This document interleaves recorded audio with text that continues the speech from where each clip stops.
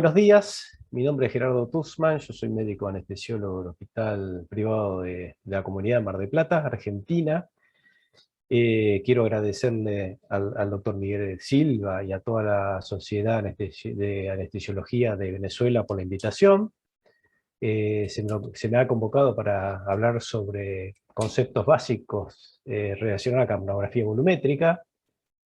Este es un tema que algunos conocemos, obviamente los anestesiólogos somos expertos en capnografía, pero el término capnografía volumétrica nos hace un poquito de ruido, es una forma avanzada de hacer capnografía, con un capnógrafo especial, que incluye el volumen corriente en la medición, y nos da esta herramienta que nos permite monitorizar a nuestros pacientes durante la anestesia, ¿sí? Tenemos que tener en cuenta que nosotros con un sensor colocado en la vía aérea del paciente, tanto en un tubo endotraqueal, una máscara laringea o una máscara facial, podemos obtener información a través de este capnograma de toda la cinética del CO2. Y el análisis de la cinética del CO2 nos dice que nos puede dar información sobre el metabolismo celular a través de la variable que es la eliminación de CO2, que es la BCO2, que se expresa en mililitro minuto. Sabemos que el CO2, como se transporta en sangre hacia el corazón, también nos da información sobre una variable muy importante que es la perfusión pulmonar.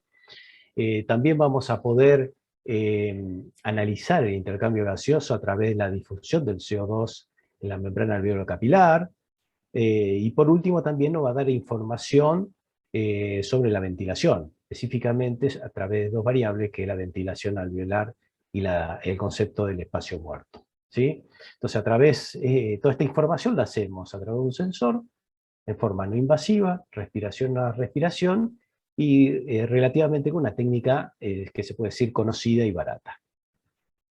Ya los anestesiólogos conocemos muy bien la capnografía basada en el tiempo, que es la representación de una serie temporal del CO2 aspirado en cada respiración. Eso es un monitoreo obligado de la anestesia que está en casi todos nuestros monitores. Ahora, la capnografía basada en el volumen, o capnografía volumétrica, resulta de la combinación de la capnografía estándar más el volumen corriente expirado. De esta forma tenemos una curva como la que ven aquí abajo, de CO2 expresado en el volumen corriente, que tiene una similitud a la morfología de la curva de la capnografía estándar, que tiene las mismas variables, la misma clasificación. La diferencia está que como tenemos volumen, en esta nueva curva vamos a poder calcular una serie de variables volumétricas, como lo es el espacio muerto, la eliminación de CO2, o inclusive la perfusión pulmonar. Aquí entonces tenemos representado un capnograma volumétrico, donde se representan todas las variables que lo conforman. En verde tenemos las famosas tres fases de la capnografía, que es similar a la capnografía basada en el tiempo, la fase 1, fase 2 y fase 3. Obviamente que lo más importante es la fase 3, que representa el gas alveolar puro. Tenemos las presiones parciales de CO2 en el tidal, la presión alveolar media de CO2, la presión expirada mixta, la fracción inspirada si es que hay alguna falla en el equipo. Y en azul vamos a ver en el eje X el volumen corriente, las variables volumétricas. Ahí podemos detectar el espacio muerto anatómico, el volumen corriente alveolar, y el área bajo la curva, que es la eliminación de CO2 en cada respiración, que constituye la variable más importante de la capnografía, de las cuales se hacen la mayoría de los cálculos. También es conocido por parte de los anestesiólogos la utilidad clínica de la capnografía estándar. Yo no le voy a hablar mucho de eso, solamente nombrarle que a través de la capnografía nosotros detectamos si hay intubación esofágica, si hay apnea, desconexiones del circuito, si el paciente está compitiendo con la ventilación, si hay asincronías, ¿no? Podemos sospechar broncoespasmo, podemos sospechar también problema hemodinámico agudo con un tromboembolismo, y de hecho también se utiliza mucho en el seguimiento del tratamiento de las maniobras de RCP en aquellos casos de paro cardíaco, ¿sí? La capnografía basada en el volumen hace una serie de mediciones un poquito más avanzadas. Podemos evaluar el metabolismo a través de esta eliminación de CO2, considerando obviamente una una hemodinámica y una ventilación constante. Podemos evaluar la hemodinámica a través de la medición de la perfusión pulmonar. Evaluamos el intercambio gaseoso generalmente a través de la variable, la diferencia entre la presión arterial de CO2 y el end-tidal de CO2. Y podemos evaluar la eficacia ventilatoria a través de la medición de la ventilación alveolar. Inclusive podemos hacer, como vamos a ver más adelante, una medición de la capacidad residual funcional. Ahora, ¿cómo usamos la capnografía? Bueno, la capnografía tendría que estar incluida en todos los ventiladores, inclusive en los ventiladores intensivos. Tendría que aparecer como en el display de este Servo-Aire, muy conocido, un ventilador del mercado, donde se ve la presión, flujo y volumen expresado en el tiempo. Aquí tendríamos que encontrar la capnografía basada en el tiempo como una cuarta señal.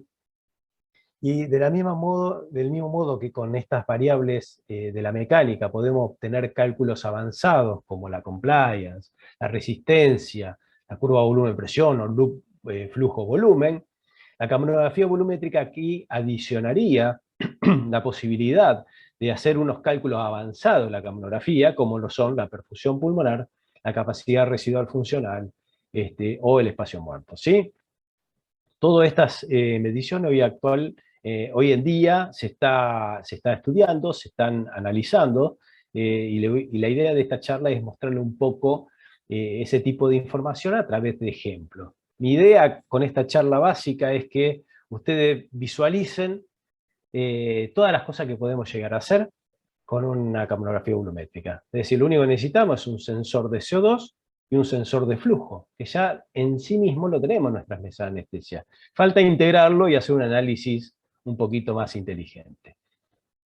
Entonces, voy a hablar rápidamente ahora de cómo podemos hacer con la capnografía volumétrica un monitoreo hemodinámico un poquito más avanzado.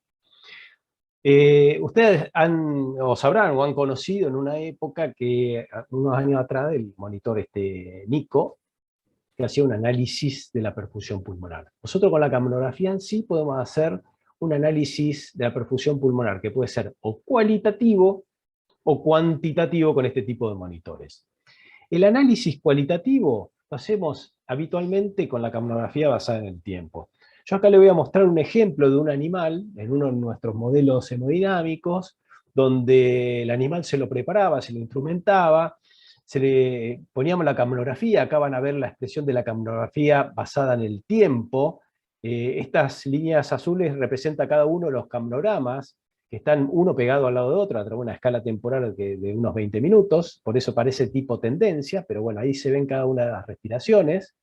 En el otro eje yo puse la VCO2, que deriva de la capnografía volumétrica, es el volumen de CO2 eliminado por minuto, que es esta línea negra que ven sobre la parte superior.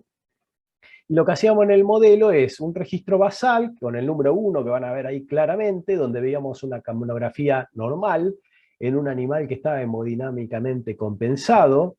Se le ponía un balón en la vena cava inferior, ese balón se inflaba y se generaba una caída brusca del retorno venoso, es decir, el gasto cardíaco derecho. Van a ver ahí cómo llegamos a un punto donde la eliminación de CO2 es mínimo, con un gran compromiso hemodinámico. Vemos ahí en el capnograma superior en rojo una capnografía chata, con una fase plana, con un área bajo la curva muy escasa, que es típico de la capnografía que vemos cuando tenemos un tromboembolismo pulmonar, es decir, un déficit agudo en la perfusión pulmonar. Inmediatamente después de este punto liberábamos esa obstrucción desinflando el balón, y veíamos cómo el paciente se nos recuperaba rápidamente, volvía la capnografía a tener un valor normal, la PCO2 también, y en forma cualitativa, viendo la curva o la tendencia, como lo estamos viendo en este gráfico, uno puede determinar que si el paciente está a ventilación constante y buen plano anestésico, todos estos cambios en el dióxido de carbono expirado están reflejando un cambio hemodinámico, un cambio en la perfusión pulmonar. Ahora bien, ¿cómo podemos hacer para hacer una evaluación cuantitativa que nos mida esa perfusión en litros minutos? Y si ustedes tuvieron la oportunidad de ver o trabajar con el NICO le mostraba, así como muestra esta foto, este valor de 5.8, que era la medición de la perfusión pulmonar al gasto cardíaco derecho que hacía el aparato a través de la técnica de reinhalación parcial. Para usar esta técnica tenía, ahí como ven en el esquema, una válvula mecánica que se ponía entre el tubo endotraqueal y la I del circuito del paciente. Esa válvula se activaba una vez cada 3 minutos, durante un periodo de 50 segundos, casi un poquito menos de un minuto. Se permitía que el paciente reinhale parte del CO2 que expiraba, su propio CO2, generando una reinhalación parcial, y se aplicaba de esta forma el principio de Fick, la fórmula de Fick, donde el gasto cardíaco era igual al cambio en la BCO2, en la eliminación de CO2, dividido el contenido veno-arterial de CO2, ¿sí? Acá vemos en la izquierda cómo la BCO2 cae en cada periodo de reinhalación, cómo el end-tidal subía en forma proporcional, y esta era parte de la información que utilizaba el aparato, aplicando esta fórmula para hacer el cálculo. ¿Cómo hacía el cálculo? Bueno, se aplica el principio de... Lo que se dice es que se usa la fórmula diferencial de Fick, porque se aplica la fórmula antes de la reinhalación y durante la reinhalación. Lo que hace la reinhalación es querer llevar el CO2 alveolar al mismo nivel que el CO2 venoso. De esa forma, si nosotros conocemos el contenido venoso del CO2, ese valor se anula en la fórmula y va a quedar como consecuencia, el cálculo va a quedar expresado en esto: un cambio en la BCO2 dividido un cambio en el contenido arterial de CO2 durante este periodo de reinhalación. Obviamente que el aparato lo único que mide acá va a ser la BCO2. El contenido arterial no lo mide porque necesita el valor real de la PACO. El truco que hace el aparato, es decir, en forma no invasiva, era que estima que el cambio en la presión arterial de CO2 del lado arterial de la membrana alveolo-capilar tiene que ser similar al cambio que ocurre del lado alveolar, el cambio en el end-tidal. Entonces utiliza el end-tidal, ese cambio, como si fuera el valor arterial, lo transforma en contenido, hace un pequeño ajuste del shunt muy teórico y de ahí sale un valor. ¿Por qué fracasa este aparato? ¿Porque un aparato que ya no está en el mercado? Bueno, por dos motivos. Por un lado, porque la compañía en ese momento era Respironics, Novametri, después fue Respironics, hizo un marketing muy malo alrededor del aparato, por un lado, y por otro lado, no le explicaba a los médicos de dónde obtenía ese valor del contenido arterial de CO2. Hecho que hacía que el médico rechace el uso de un aparato que no se sabía muy bien cómo se hacía su medición, ¿no? Posteriormente, el doctor Peyton en Australia hace un análisis similar a este, utilizando lo que se llama técnica camnodinámica. Usaba exactamente lo mismo, pero sin la válvula de reinhalación. Es decir, lo que generaba el ventilador era en forma automática un patrón en el cual aumentaba el volumen corriente durante 6 respiraciones, luego se normalizaba en forma cíclica. Ese cambio en el volumen corriente iba a generar un cambio en el CO2, que es necesario para poder aplicar la fórmula que vimos anteriormente. Eso que ven acá claramente cómo el cambio en el volumen corriente genera un cambio en la BCO2 y en el end-tidal de CO2. Se aplicaba la fórmula y se podía hacer el cálculo en tiempo real o cuasi real, es decir, tenía un cálculo cada 10, 12 respiraciones del gasto cardíaco derecho, que se correlaciona muy bien con el gasto cardíaco medido por la técnica de termodilución. De hecho, el doctor Peyton publica muchos estudios en relación a esta técnica en paciente anestesiado con una performance relativamente buena. Nosotros estamos trabajando ahora actualmente con Getinge, con lo que era Maqueta anteriormente, donde hace una técnica similar en su equipo de los ServoEye, pero esta vez en vez de aumentar el volumen corriente, ya que el aumento del volumen corriente hoy día es muy cuestionado por el tema de la ventilación protectiva, lo que hacíamos en el algoritmo no era cambiar el volumen corriente, sino generar unas pausas expiratorias. Entonces, se aplican 9 respiraciones, 3 con unas pausas normales, 6 con pausas normales, con un tiempo expiratorio normal, 3 respiraciones seguidas con una pausa más prolongada. Eso genera un cambio en el CO2, que se ve claramente ahí en la BCO2 como cae, y un aumento de la fracción alveolar o del end-tidal de CO2. Estas pausas nos permitían a nosotros aplicar lo que se llama fórmula camnodinámica, que es una fórmula que se basa un poco en esta fórmula, principio, fórmula diferencial de Fick, donde se obtienen dos valores de importancia. Uno va a ser la capacidad residual funcional, medida respiración a respiración, y otra va a ser la perfusión pulmonar, medido también respiración a respiración. ¿Por qué? Porque lo que hace la técnica es usar 9 respiraciones, cuando aparece la siguiente, se resta la primera y se aplica nuevamente la fórmula. Eso nos da un valor respiración a respiración, es decir, si tenemos 15 respiraciones por minuto, vamos a tener 15 valores de perfusión pulmonar o de capacidad residual funcional en ese tiempo. Cuando lo evaluamos en cirugía cardíaca, es un paper que mandamos a publicar, que estamos esperando un resultado, vemos que la técnica camnodinámica tiene una buena correlación con la técnica de termodilución, que era el gol estándar, con un bias de menos 0,6 litros minutos, y un limit of agreement entre menos 2 a 0,8 litros minutos, ¿sí?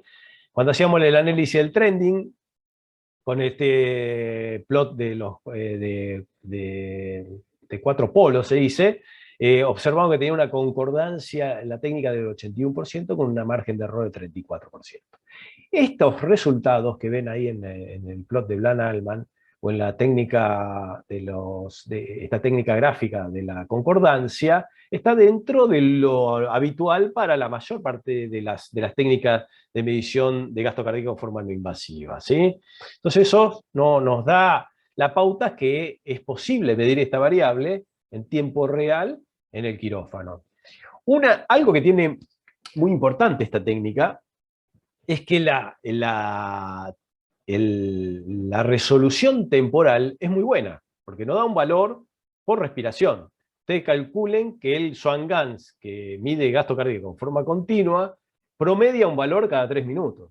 O sea, fíjense lo rápido que es. Entonces yo les voy a mostrar acá un ejemplo de un caso de cirugía cardíaca donde medíamos la perfusión pulmonar con esta técnica y usábamos el pico calibrado cada 20 minutos, haciendo el análisis del contorno de la onda, en rojo, ¿no? Entonces, fíjense en la inducción, después de la inducción anestésica, en las primeras 2 horas de una cirugía cardíaca antes de entrar de bomba, que es una cirugía, ustedes saben que genera muchos problemas hemodinámicos, los cambios son muy abruptos, como la señal de la camnografía sigue la señal del pico.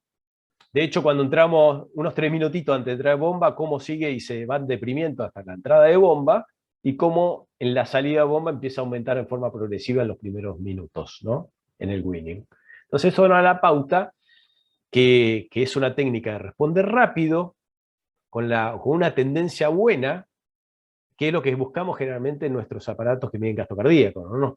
No pensamos tanto en el valor absoluto del valor, sino que estamos buscando más que la tendencia de los cambios sean reales y sean rápidos. Veamos ahora cómo podemos usar la camnografía como monitor de intercambio gaseoso. Acá tenemos un esquema de cómo nosotros habitualmente medimos este intercambio gaseoso a través del oxígeno con la variable, la diferencia alvéolo arterial de oxígeno, que es muy común utilizarla en intensivos o en el quirófano. Con el CO2 podemos hacer algo parecido. Es decir, podemos usar la diferencia arterio-alveolar de CO2, que generalmente como la alveolar no la tenemos, porque no tenemos la camnografía volumétrica, utilizamos la diferencia arterio-end-tidal de CO2, que está reflejando lo mismo que esta variable, solamente que está escrita al revés porque la cinética del CO2 es inversa a la del oxígeno. El oxígeno entra al organismo mientras que el CO2 tiende a escaparse, ¿sí? Esto lo conocemos muy bien. Lo que está reflejando esta fórmula es la difusión a través de la membrana, que la podemos ver con la ley de Fick. Ya sabemos que los trastornos pulmonares que generan un aumento del grosor de la membrana no afectan mucho esta medición, ya que el CO2 es muy difusible, pero depende mucho de la ventilación alveolar, es decir, del gradiente de presión a ambos lados de la membrana. Si nosotros vaciamos el alvéolos de CO2 hasta una buena ventilación alveolar, mejoramos este gradiente y vamos a aumentar la eliminación. Y también depende, no solamente de este gradiente, sino de la superficie de intercambio. Entonces yo le quiero mostrar algo que es muy esclarecedor. Este es un modelo animal que hicimos en animales hace una década prácticamente, donde a los cerdos le hacía un modelo de distrés, hacíamos maniobra de reclutamiento y titulación de PIP. Entonces yo le voy a mostrar acá, por ejemplo, un cerdo con el pulmón reclutado, con el PIP óptimo, que era 14 centímetros de agua, en un modelo de distrés, como está prácticamente sin colapso. Otra situación, que cuando empezamos a descender el nivel de PIP, el pulmón se empieza a colapsar parcialmente, y vamos a tener la última situación con 8 de PIP, donde tenemos prácticamente más del 40% del pulmón colapsado. Fíjense qué pasa con la capnografía. Si el pulmón, la superficie de intercambio es la correcta, vamos a ver un capnograma normal, con una diferencia entre el end-tidal y la presión arterial de CO2 de 5 milímetros de mercurio, una diferencia que nosotros ya sabemos que es normal. Valor normal en un paciente estándar es entre 3, una diferencia de 3 a 5 milímetros de mercurio, ¿sí? Fíjense que la diferencia, la A-A de oxígeno de 40 milímetros de mercurio con una FiO2 del 100%, también normal. Cuando empieza a aparecer el colapso, fíjense que el panorama ya se empieza a deformar, cae el área bajo la curva, se elimina menos CO2, y ya la diferencia entre el CO2 arterial y el end-tidal es de 8 milímetros de mercurio, con un aumento de la A-A de oxígeno que nos está marcando este aumento del shunt, ¿sí? Dado por el colapso pulmonar.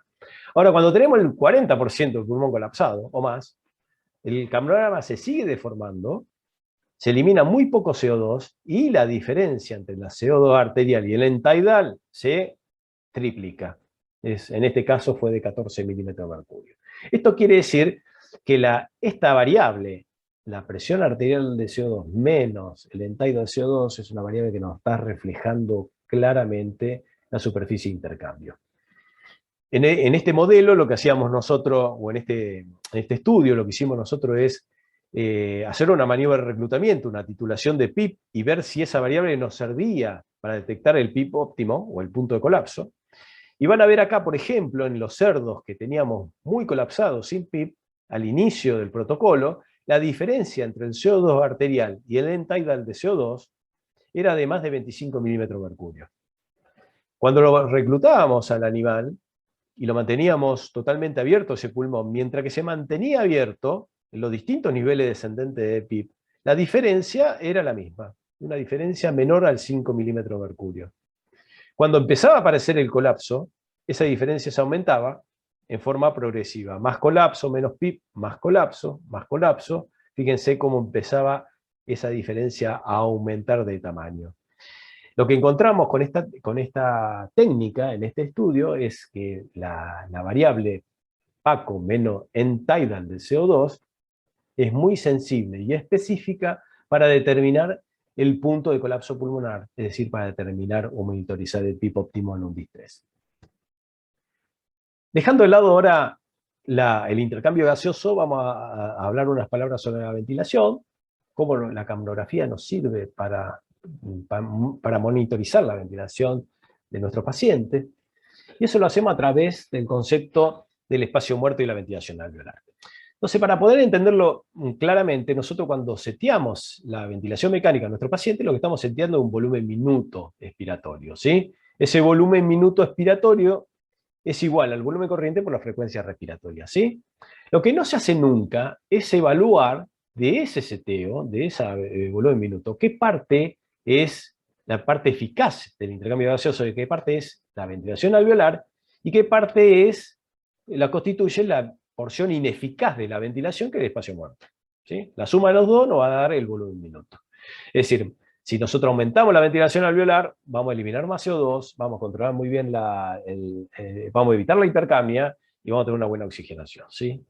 Y viceversa, si tengo mucho espacio muerto, el paciente se va a poner hipercápnico.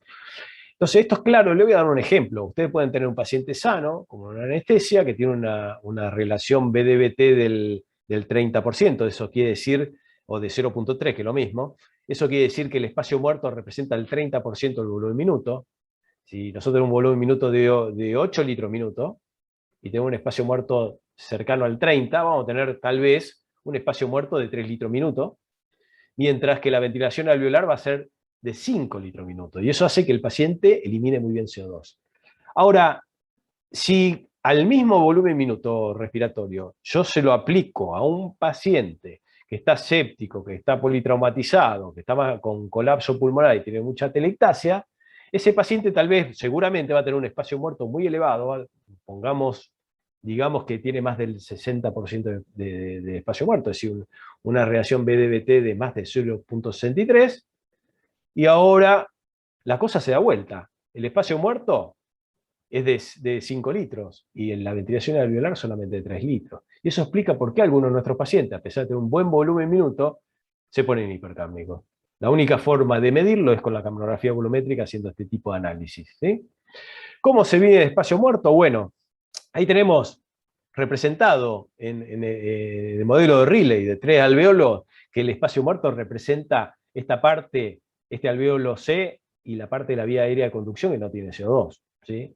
Todo el espacio muerto se llama espacio muerto fisiológico, que se divide en dos porciones: el compartimiento alveolar, espacio muerto alveolar, y el espacio muerto de la vía aérea o espacio muerto de conducción.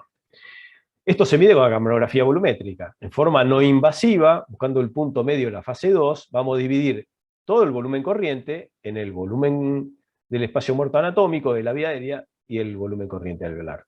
Esto se hace respiración a respiración en forma no invasiva. Después, si aplicamos la fórmula de Bohr, en forma no invasiva también, porque ya sabemos que la fórmula de Bohr, o reacción BDBT, que el espacio muerto fisiológico es igual a la presión alveolar menos la presión expirada mixta, dividido la presión alveolar menos la inspirada. Si la inspirada es 0, la fórmula queda de esta manera, y ahí calculamos el espacio muerto fisiológico. Ejemplo, en este volumen de corriente de 500 mililitros, si yo tengo un espacio muerto del 30% de 0.3, que es lo mismo, multiplico 500 por 0.3, y me va a dar que el espacio muerto fisiológico es de 150 mililitros.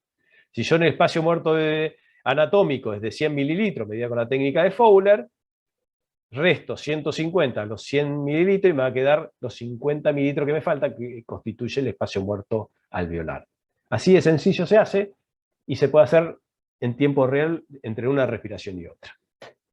Ahora bien, ustedes van a leer que como no se podía medir la presión alveolar de CO2 en el pasado, esta medición la validamos nosotros hace muy poquito, en el año 2011, se utilizaba la fórmula de Enkhoff. Y Enkhoff lo que decía, como no teníamos la PACO, decía, bueno, reemplacémoslo por la presión arterial de CO2. Entonces aplicaba esta fórmula.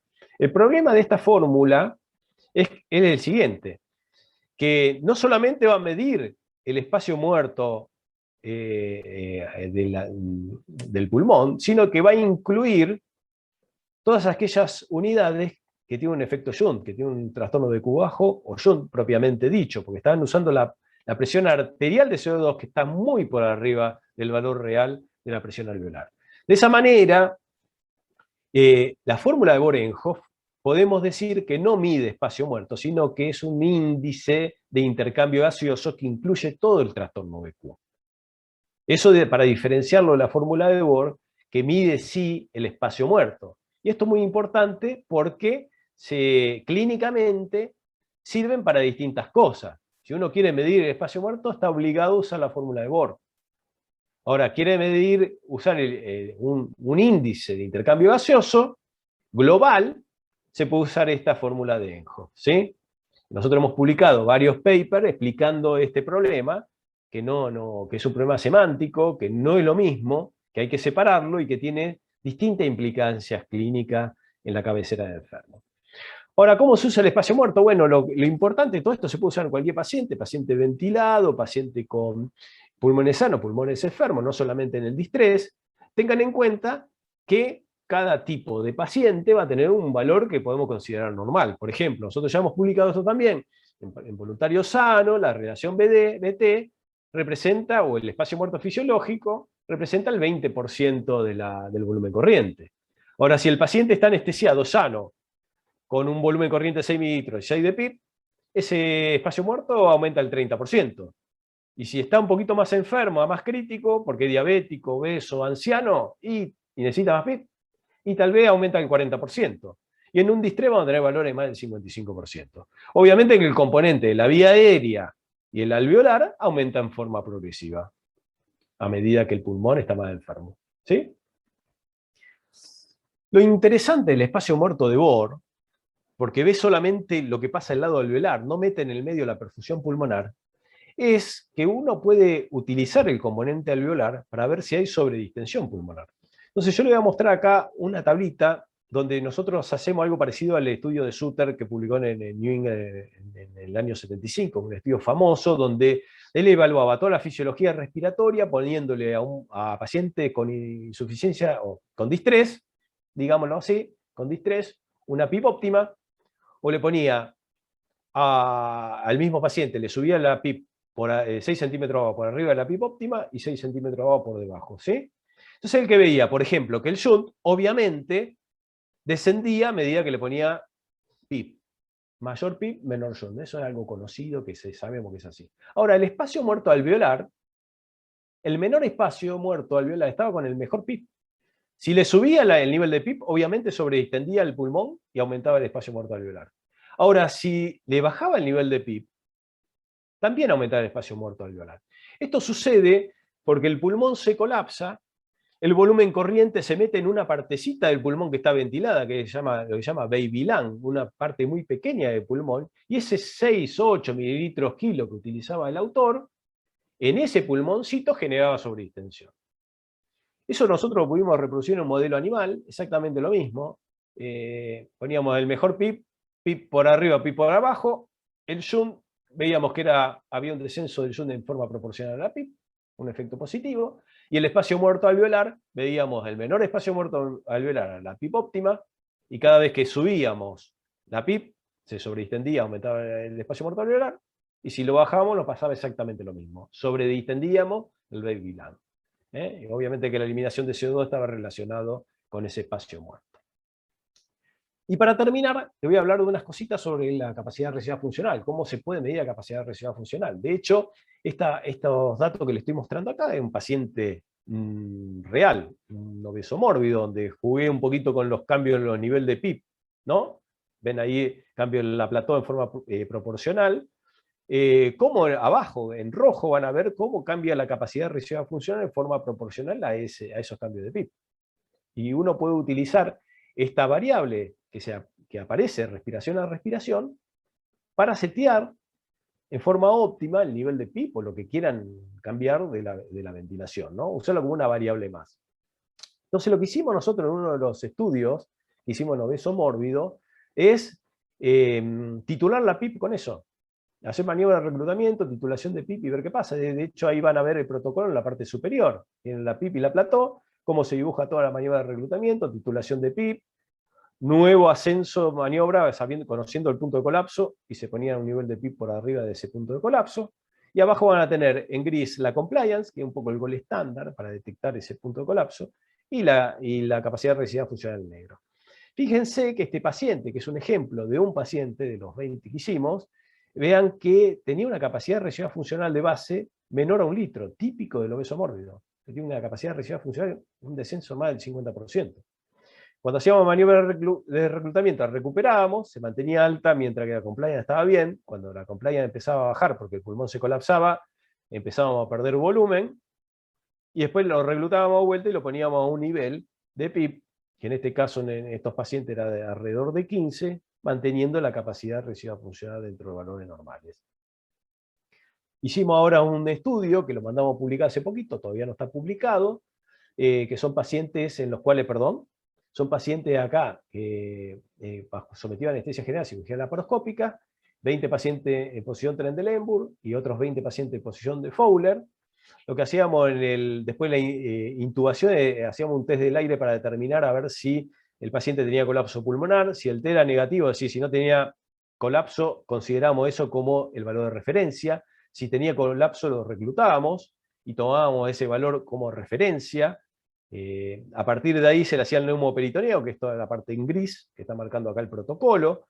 Hacíamos una medición inmediatamente después de instaurar el neumoperitoneo, se lo ponía en posición, se hacía otra medición, se hacía una segunda medición en esta posición con el neumoperitoneo, pero ajustando el nivel de PIB para tratar de normalizar la capacidad de residual funcional, cuya referencia era el T1.